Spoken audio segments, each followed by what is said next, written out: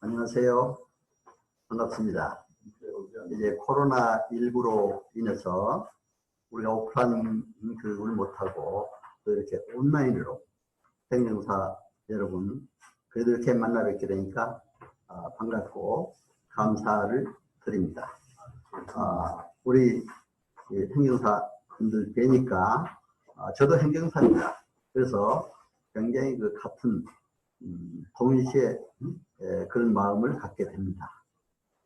저는 이제 잠깐 그 소개 말씀을 드리자면은 제가 2회 때 행정사 이제 자격을 받고 또 우리 대한행정사협회 교육부회장으로 또 이제 첫 시간 행정사 법령 제도 컨설팅 이 과목을 담당하는 박완신 교수입니다.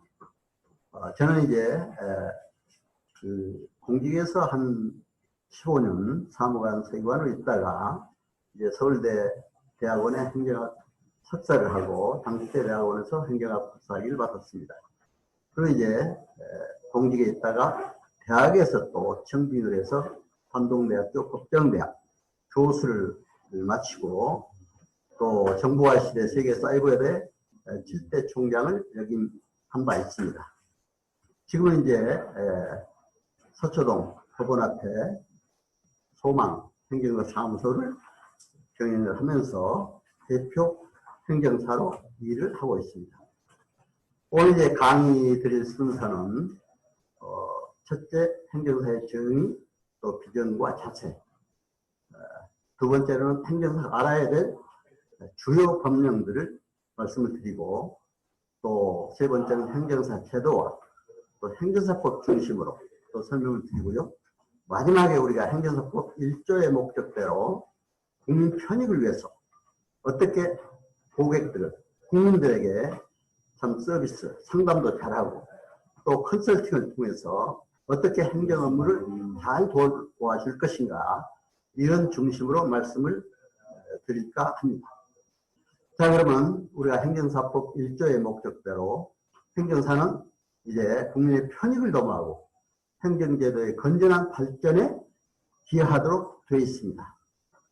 그래서 우리가 이런 목적 하에서 행정사의 비전을 가지고 목적 가지고 우리가 이제 행정사 업무를 추진을 해야 됩니다.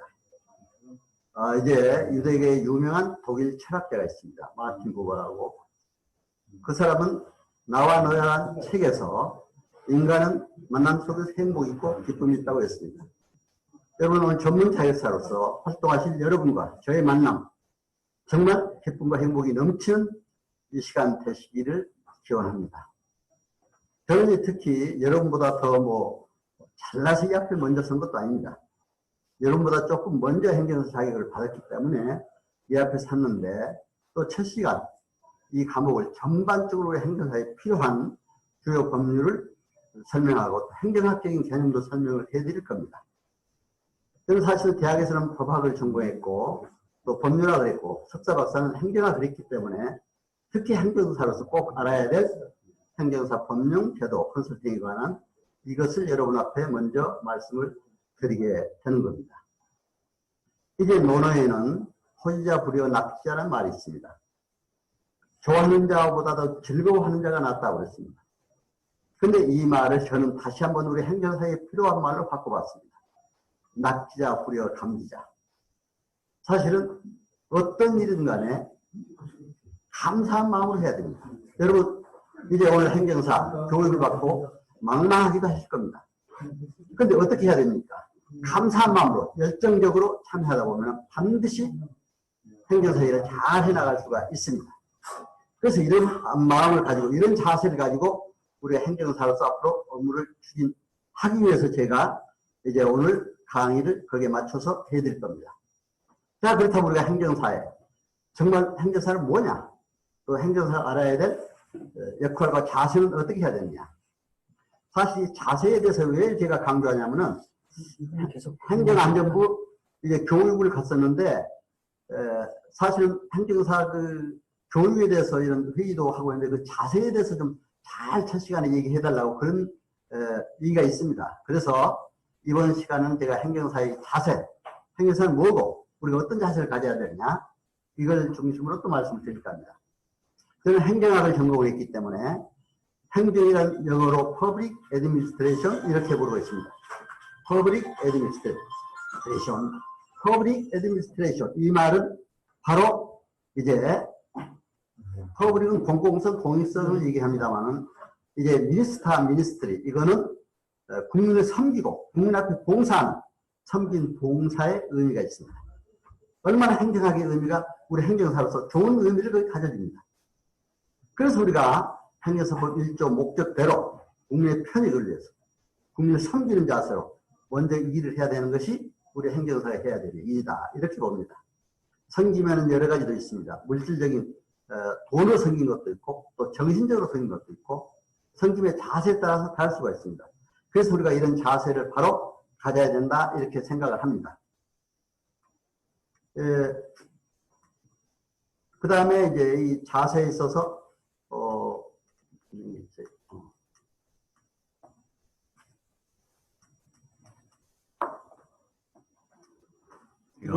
이 자세를 말씀을 드리는데 우선 이제 저는 스트레스 리더십을 잘 또 발휘를 해 나가야 됩니다. 그래서 이러한 그 섬김의 자세, 서번트 리더, 또 셀프 리더, 슈퍼 리더로서의 협력 관계도 잘하고 또 자기 자신도 잘 해내라는 이런 이제 행정사가 되어야 된다. 그렇게 하고 특히 행정사는 이제 미국의 유명한 하버드 교수가 이런 얘기한 대로 이런 성공의 4A 바이러스에 걸리지 말아야 됩니다. 여러분 요새 바이러스 얼마나 말이 많습니까? 코로나19 바이러스. 그러나 이제 어떤 사람들은 정신적 바이러스에 걸리지 말아야 됩니다. 심지어 정치적 바이러스에 걸리지 말아야 된다. 이런 얘기도 나오고 있습니다. 자, 우리 행정사는 성공해 가려면 4A 성공 바이러스. 여기에 바로 주의를 기울여야 됩니다. 자, 언로간스. 교만하지 말아야죠. 행정사 섬겨야 되니까. 그리고 언론이 있어. 외로워하지 말아야 됩니다. 요즘 어때요? 코로나로 이제 자가격리다 또 어디 나가지도 못하니까 굉장히 외롭지 않습니까? 이런 것도 우리 행정사는 극복할 수 있어야 됩니다. 우리 행정사가 처음 펴졌을 때 굉장히 외롭습니다. 그래야 이 외로움을 잘 극복할 수 있도록 우리가 잘 우리 스스로를 다스려 나가야 됩니다. 또 이제 애드벤처 시킹, 파괴적인 모험, 절대로 이것을 조심해야 된다. 어떤 누가 유혹을 하더라도 모험적인 일은 하지 마십시오. 또 요즘에 특히 언론에서 많이 나옵니다. 애들들이 성적인 문제, 절대로 이건 조심해야 됩니다. 이런 문제에 빠지게 되면 우리가 행정사로서 참 성공하기가 힘듭니다. 그래서 우리가 행정사가 성공하기 위해서는 이런 사회의 성공 바이러스도 걸리지 말아야 된다. 이렇게 생각을 하고 있습니다.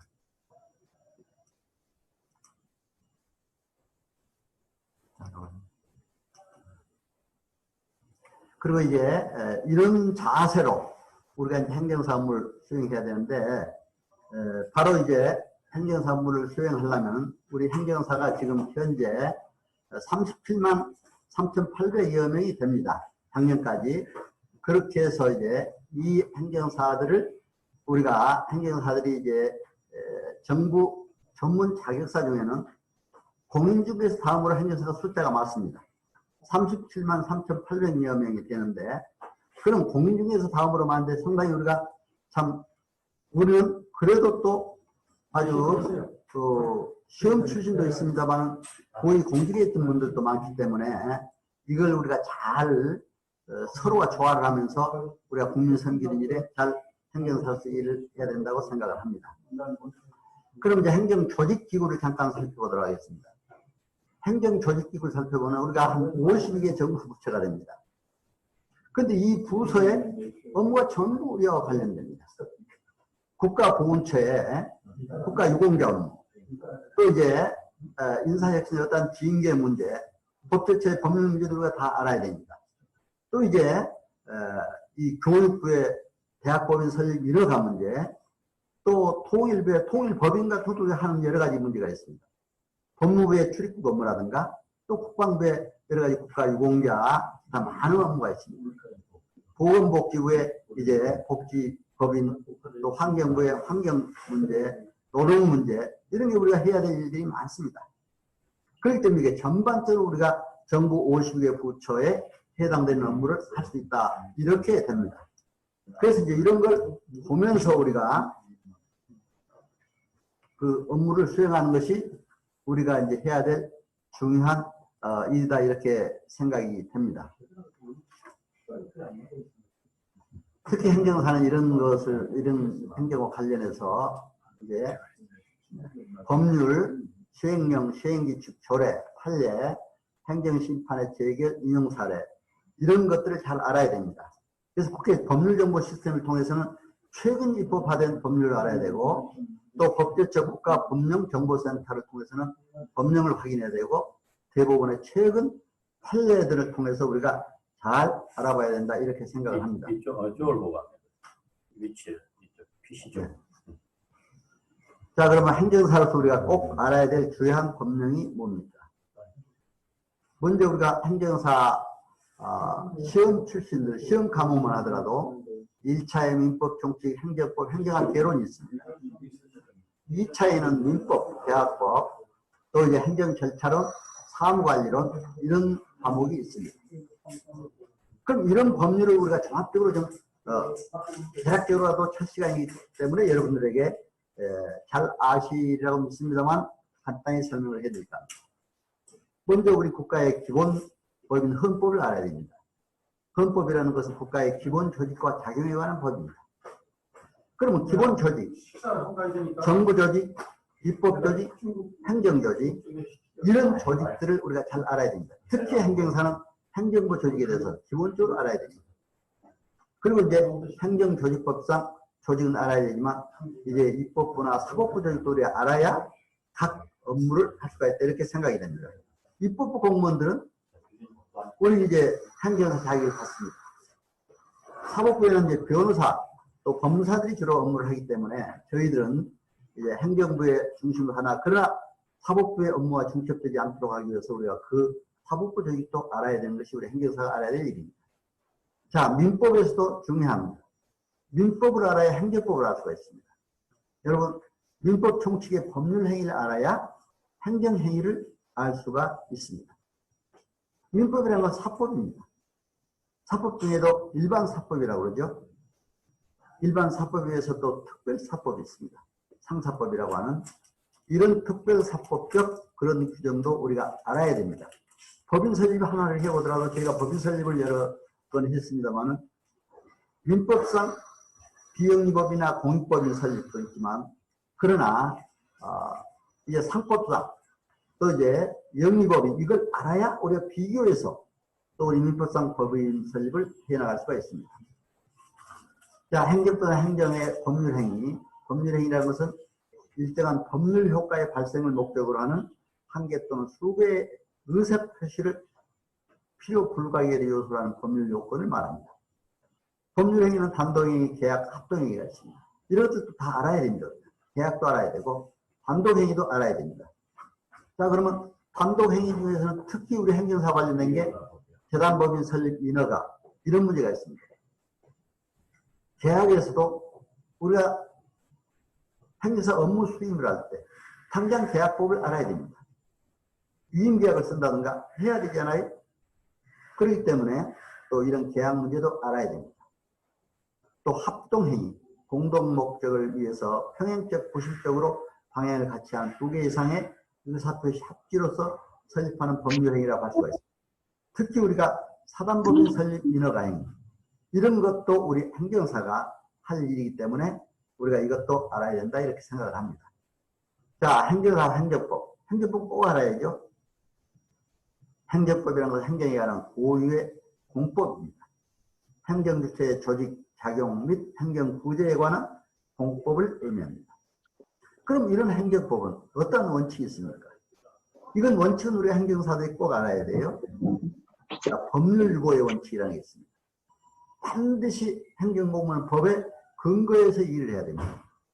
그럼 우리가 고객들이 국민의 권익을 침해당했을 때, 우리를 찾아왔을 때 과연 행정공무원들이 법률에 위반된 이런 행위를 했느냐 이걸 벌써 찾아봐야 됩니다. 또 비례의 원칙이라는 게 있습니다. 권익과 사익의 비례의 원칙. 공익만 강조하고 사익이 지나치게 침해됐다면 이것도 우리가 하나의 조정 대상이 될 수가 있습니다. 또 장기구속의 원칙. 또 신뢰보호 원칙. 행정기관은 반드시 이제 신뢰성이 있게 해야 됩니다. 그리고 부당결부 금지 원칙. 이런 것들을 알아야 우리가 행정사로서 또 행정심판서를 작성할 때도 많이 참고가 될 수가 있습니다. 그래서 이제 우리가 민법상 법률행위가 바로 행정행위를 그런 이해하는 데 도움이 돼서 아까 민법상 법률행위를 얘기했습니다만 행정행위라는 게 뭡니까? 행정청이 법안에서 구체적 사실에 관한 법 집행으로 수행하는 권력적 단독행위, 공법행위 이렇게 말할 수가 있습니다. 그래서 이러한 행정행위가 공법행위이기 때문에 우리 행정사들이 국가기관을 상대로 한 여러 가지 업무를 추진하게 되는 겁니다. 그렇다면 이런 행정사가 PC에 웹캠이 없는 분들이 있어가지고 특수성, 어떤 별도로 특성이 있느냐? 행정행위는 명단을 행정체의 권력적인 단독행위니까 다르게 여러 가지 특성이 있습니다. 특히 행정행위는 법에 적합해야 됩니다. 법 적합성. 또 공정해야 됩니다. 내용 실현을 담보할 수 있는 실효성이 있어야 됩니다. 확정성이 있어야 됩니다. 불가정력, 불가변력. 이런 것들이 또 행정사의 중요한 행정법의 의미가 될 수가 있습니다. 그런데 우리가 행정사에서 특히 알아야 될 것은 행정구제제도의 특성을 알아야 됩니다. 행정구제제도에는 어떤 것이 있습니까? 행정소송과 행정심판이 있습니다. 행정소송은 이제 변호사들이 행정법원에 하는 일입니다. 행정심판은 행정청에 관한 우리가 행정심판을 해준 겁니다. 또 행정상 손해보상, 또 손해정보제도가 있는데 헌법 23조에서 손실보상, 이것은 우리 행정사회 토지보상과 관련된 업무, 이건 거기 때문에 토지보상에 관한 업무가 우리 행정사의 또 주요 업무로 이건 별도로 토지보상 시간에 아마 강의를 해드릴 겁니다.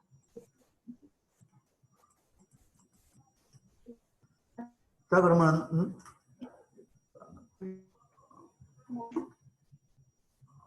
자, 그러면 우리가 이제 행정법에 특히 중요한 건 행정심판법을 또 알아야 됩니다. 그래서 행정심판의 주요 개요, 행정심판이란 뭐냐?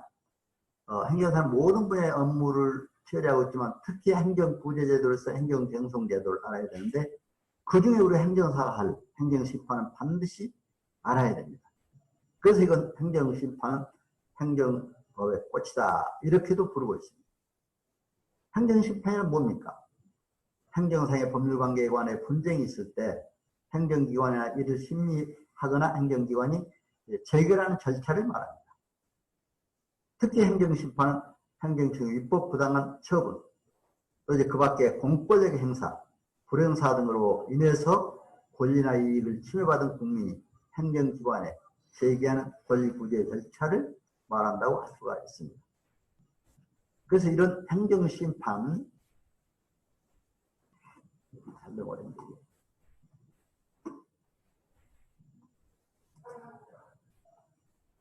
그러면 이제 이런 행정심판을 우리가 알기 위해서 먼저 행정소송 전 단계에서 행정심판 전치주의를 알아야 됩니다. 행정심판 전치주의라는 게 뭡니까? 소송을 제기하기 전 먼저 행정심판을 하는 겁니다. 그러나 이제 우리가 전치주의는 임의적 행정심판 전치주의가 원칙입니다. 그러나 특별법상 공무원 징계라든가 토지수용 재개월, 노동위원회 결정이라든가 각종 세법상의 처분, 또 음주운전 등 이런 것은 바로 필요적 행정심판 전치주의에 적용되고 있습니다. 그러니까 이런 걸 구별해서 어떤 거든 간에 예를 들면 행정심판을 할 수가 있는데 소송 전 단계로서, 그러나 특별법상 공무원징계 이런 문제는 이제 행정심판을 반드시 거쳐야 한다. 또 이제 음주운전을 해서 이제 할 때는 반드시 행정심판을 거쳐야 되는 것이 우리가 행정사가 해야 될 일이다, 이렇게 보여집니다. 잘 안 넘어가네. 이게 이제 이게 문제네요. 앞으로. 아니 그걸 바꿔야 될 것 같아요. 여기서 하려고 하는데. 이거 부회장님 이게 파일이 또 좀 이해가 또 좋아서 그렇구나. 자, 그러면 이제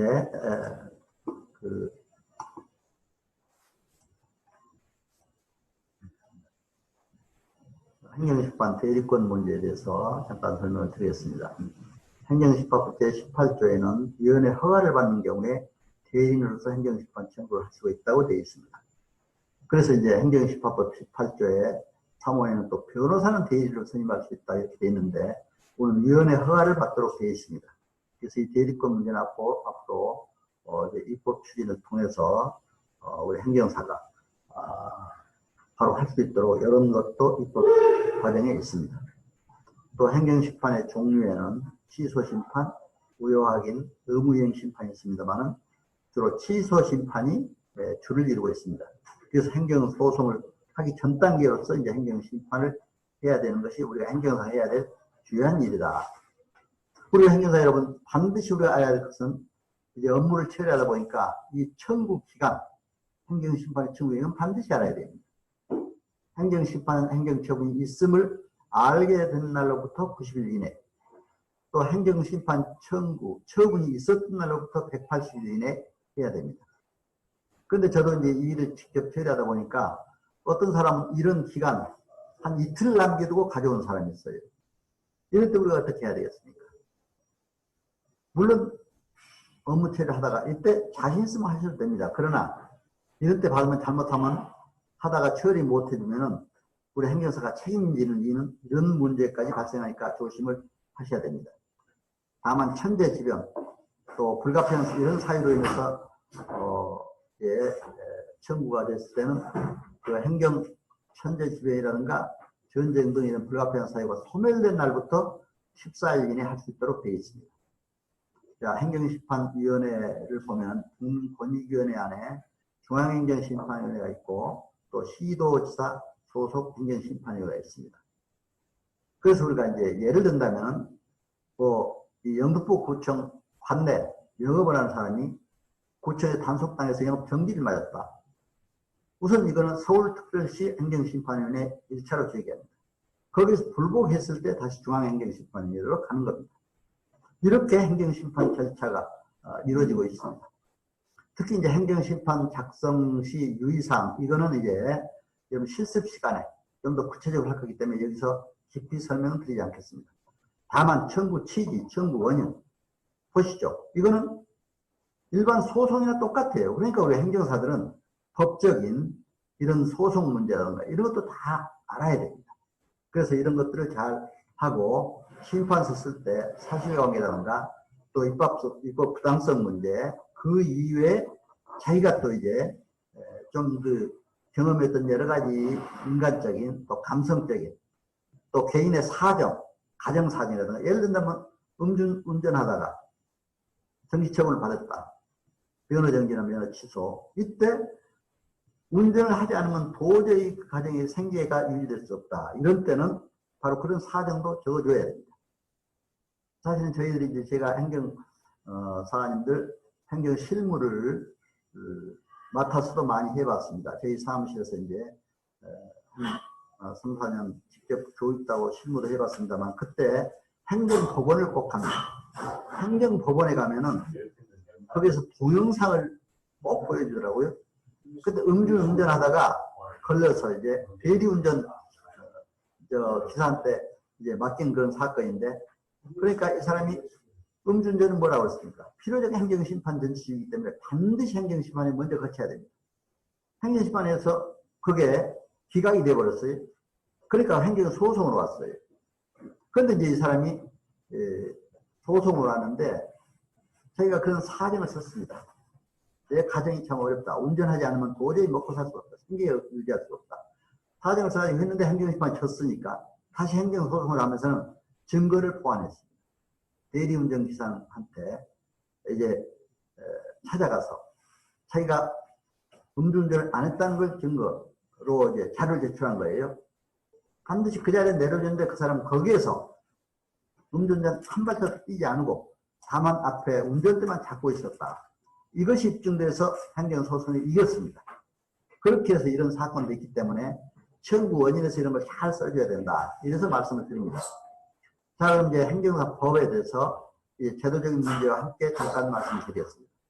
이제 1906년도에 경시청령으로 이제 대서 규제 규칙으로 제정이 됐습니다. 1961년 행정사법이 이제 행정서사의 허가 및 의무사항으로 규정이 됐고 1995년에 행정사법, 현행행정사법으로 이렇게 개정됐습니다. 그러다 2011년 3월 23일 행정사법 개정을 통해서 2013년도 1월 1일 행정사법, 현행행정사법이 시행됐고 2013년도부터 자격시험이 실시됐고 1회 행정사들이 나오기 시작했습니다. 이제 행정사의 주요 내용을 보면 이제 1조에 아까도 말씀드렸습니다. 목적, 국민의 편익을 도모하고 행정제도의 건전한 발전에 기여한다고 이렇게 되어 있습니다. 2조에 이제 업무가 자세히 나옵니다. 2조 업무를 여러분들이 잘 알아야 행정사 업무를 할 수가 있습니다. 1항에 보면 행정기관에 지정한 각종 서류입니다. 진정서, 건의서, 내용증명, 혼인, 가족, 여러 가지 탄원서 이런 것들을 우리가 해줄 수도 있습니다. 그러나 이런 것은 단순한 대서 업무, 옛날에 대서에서 했던 거기 때문에 이거는 그렇게 많지는 이것도 물론 많이 들어옵니다만 그러나 이것도 도외시할 수는 없죠. 그러나 더 큼직한 업무들이 많습니다. 인허가 업무의 대리 업무, 출입국 관리 업무, 기타 행정 심판 업무 그렇기 때문에 그런 것들을 잘 해줘야 됩니다. 또 권리 의무나 사실 증명에 관한 서류 이런 것들이 또 있습니다. 또 계약서, 협약서 등 사실에 관한 증명서, 또 요즘에 그 부동산 시가 확인 증명서 등 이런 것도 다 있습니다. 또 이제 인가, 허가, 면허 등 신청, 청구, 신고, 대리 이것은 대리를 할 수가 있죠. 사전 대리는 할 수가 있습니다. 인허가 업무에. 그러나 인허가 업무 사전 대리 신청을 했는데 대리가 정부로부터 거부됐을 때 이 신청 신고가 거부가 됐을 때는 그 뒤에 이제 행정심판에 의해서 해야 되는데 거기에 이제 우리 행정사들에 대한 그런 사후 대리권 문제가 지금 우리가 앞으로 처리해야 될 중요한 문제입니다. 그것 때문에 지금은 조금은 또 힘든 과정이 있습니다. 그 다음에 행정관계 법령 및 행정에 대한 상담 또는 자문에 응하한다 이렇게 되어 있습니다.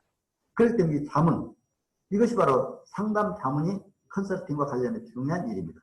상담도 잘해줘야 되죠. 그래서 이러한 행정사 업무에 대해서 대충 설명을 했고 또 이제 이런 사실조사 업무라든가 이런 여러 가지가 있고 합니다만은 이런 업무를 보면서 과연 우리가 행정사가 또 업무를 할 때 행정사 아닌 사람이 어떻게 됐냐. 그러니까 행정사 아닌 사람은 행정사 업무를 할 수가 없습니다. 그렇기 때문에 이런 우리가 각종 전문 자격서들과 또 많은 어느 때는 또 이제 우리 행정사 업무를 하려고 하는 전문 자격서들과 관계에서 우리가 입법 활동을 통해서 추진을 통해서 많이 이제 우리 행정사 업역을 보장하기 위해서 많은 역할을 하고 있습니다. 자, 행정사가 아닌 사람 또는 행사가 비슷한 명칭을 우리 행정사로서 이름을 사용할 수가 없다 이렇게 볼 수가 있습니다. 행정사의 의무는 업무를 성실히 수행해야 됩니다. 또 신의 성실의 원칙에 따라서 업무를 수행해야 된다. 또 행정사는 남의 정당한 사유 없이 위임을 거부해서도 안 됩니다. 반드시 잘 처리해 줘야 됩니다. 정당한 사유라는 건 뭡니까? 예를 들면 행정사가 어디에 아파서 병원에 입원했다든가 출장을 갔다든가 긴급한 사유는 분명히 거부할 수 있습니다. 그렇기 때문에 이런 것만 하면 됩니다. 그리고 비밀 음수 특히 요즘에 정보보호법이 굉장히 참 보호가 되기 때문에 우리가 수임한 사람에 대한 주민등록이나 기타 생년을 이런 것도 남에게 절대 유출하면 안 된다. 이런 걸 잘 아셔야 됩니다. 그리고 업무 처리부는 반드시 작성해야 됩니다. 저도 이제 서초구청에서 업무 처리를 언제까지 내라, 익년도 6월 말까지 해서 7월 달에 좀 내달라 이런 게 많이 옵니다. 그래서 여러분 제가 작성해 냈습니다. 반드시 업무 처리부를 작성해서 행정사무를 해야 됩니다. 그래서 이러한 행정사법상 여러 가지 업무를 말씀드렸고 또 이 행정사로서 우리가 해야 될 여러 가지 이제 이 컨설팅 업무라든가 이런 거에 대해서 이제 잠깐 말씀을 드리도록 하겠습니다. 자, 우리가 행정사가 이제 행정법령에 대한 또 상담 자문을 하도록 반드시 되어 있습니다. 행정사법 2조 6항에. 이건 바로 컨설팅에 관련된 내용입니다. 그래서 컨설팅, 마케팅 능력도 있어야 됩니다. 그런 것을 제가 이제 박완신 유튜브 채널도 운영을 하고 있습니다. 제 유튜브 채널 하다 보니까 굉장히 행정사에도 좋아요. 그 행정사에 대한 강의도 하고 행정사에 대한 설명도 하고 또 여러 가지 얘기를 하고 있습니다. 그걸 통해서 많은 사람들이 업무 요청도 들어오고 그래요. 그래서 이것이 참 중요하다 생각이 듭니다. 그러니까 요즘에는 유튜브를 이제 텔레비보다도 더 많이 본다고 그러잖아요. 그렇기 때문에 핸드폰은 또 접하기가 쉽기 때문에 이런 컨설팅 능력도 있어야 되고, 그렇습니다. 근데 원래 이제 이 행정사법 2조의 이런 컨설팅 하기 위해서는 컨설팅의 개념을 반드시 이제 잘 알아야 됩니다. 국제노동기구 ILO가 있죠. 여기에서는 조직의 목적을 달성하는 데 있어서 경영, 업무상의 문제점을 진단하고 해결해주는 것이 컨설팅이다. 이렇게 설명을 하고 있습니다. 저도 이제 경영 컨설팅 자격을 가지고 있기 때문에 이제 기업의 진단을 한 100여 개 해봤습니다. 가서 조직관리 진단, 우리 행정학에 나오는 조직관리, 인사관리 진단, 또 이제 조직관리 진단, 인사관리, 또 재정문제 진단, 이런 것 하간다든가 마케팅, 이런 것들에서 바로 처방해 주는 것. 의사가 환자를 진단해서 치료해 주는 걸 마찬가지입니다. 이것이 바로 이제 행정 컨설팅입니다. 이런 컨설팅을 잘 해야 됩니다. 그래서 특히 요새 4차 산업혁명 시대입니다. 4차 산업혁명 시대에 네트워크 구축도 잘해서 이런 것들을 우리가 잘 해야 된다 이렇게 생각이 됩니다. 그래서 이제 이런 컨설팅 문제도 잘해야 우리가 행정사로서의 여러 가지 경영도 잘할 수가 있고 영업도 잘할 수가 있다 이렇게 봅니다. 자, 그럼 3단과 컨설팅을 하기 위해서 이제 유명한 이제 아리스토텔레스 고대 그리스 철학자죠. 로고스적 설득 방법, 파토스, 에토스 이 세 가지를 얘기하고 있습니다. 로고스는 우리 행정사 전문 지식이 있어야 됩니다. 지식이 있다는 것을 우리 상담자들이 알려줘야 됩니다. 정보와 전문 지식이 풍부하다는 것을. 파토스는 감성이 없어야 됩니다. 힘들고 억울한 일을 당했는데 그 사람의 마음을 봤을 때 그 사람을 잘 이해하고 아주 감성적으로 아이고 어떻게 그렇게 어려운 일을 당했느냐 함께 동정을 해주는 마음을 해줘야 됩니다. 그러나 이제 이 두 가지도 중요하지만 제일 중요한 것은 에토스적 설득 방법이라고 했습니다. 진실하게 신뢰성을 줘야 됩니다. 어떤 사기성이 보이거나 그러면 절대로 안 되죠.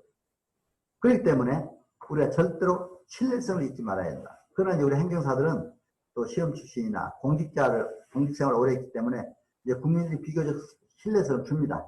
그래서 이런 에토스 설득 방법 가지고 여러분들 상담도 잘 해주시면 반드시 행정사로서 성공할 수가 있다.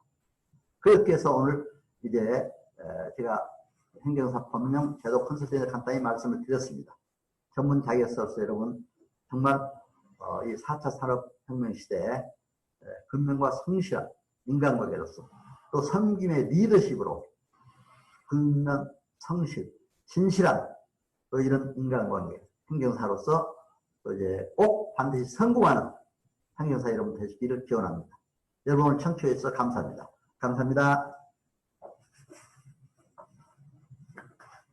네.